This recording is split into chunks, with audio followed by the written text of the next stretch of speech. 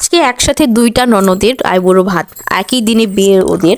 ভাবছো যে কেমন ননদ? আচ্ছা আমি ননদের পরিচয় করা দিই। আচ্ছা তার আগে দেখো, এই যে আমাদের বাসায় আজকে দুইজনের আইবুড়ো ভাত, সেই উপলক্ষে বাসায় বেশ কিছু গেস্ট আসছে আর কিছু রান্না হয়েছে। এর মধ্যে ছিল মাছের ঝোল, পোলাও, রোস্ট, তারপর দই, মিষ্টি, পায়েস, চাটনি, আর কি ছিল যেন, যাই হোক ভাজি টাজি এগুলো হবে, হয়তো ভুলে গেছি, খেয়ে দিয়ে আমার মনে থাকে না।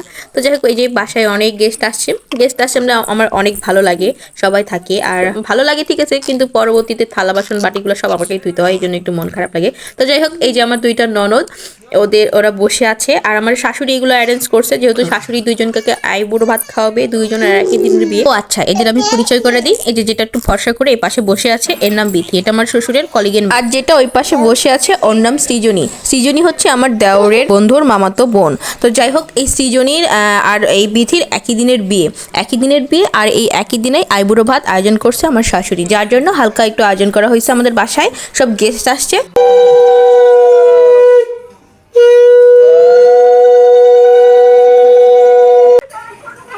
এটা চামচ নিয়ে আসেন দিদি, একটু পায়েস মুখে দিয়ে। এখন ওরা আবার দিয়ে নেই, দিয়ে চামচ দুইটা নেন, দেওয়ার দরকার নেই, তাই না?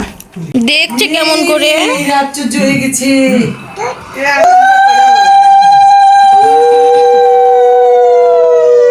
দেখি দিতাম, দেখি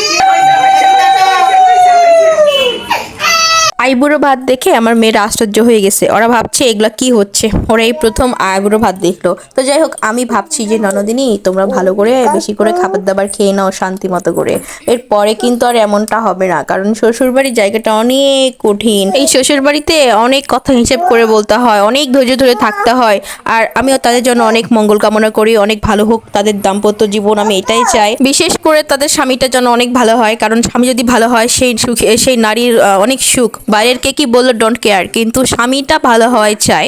বাইরের কথা আসলে গায়ে লাগে না, ঘরের যদি শান্তি থাকে তো সব শান্তি। যাই হোক এই ছিল আমার আইবুড়ো ভাত, আর আমার ননদদের কেমন লাগছে অডিয়েন্স তোমাদের কাছে প্লিজ আমাকে কিন্তু কমেন্ট করে জানাবা।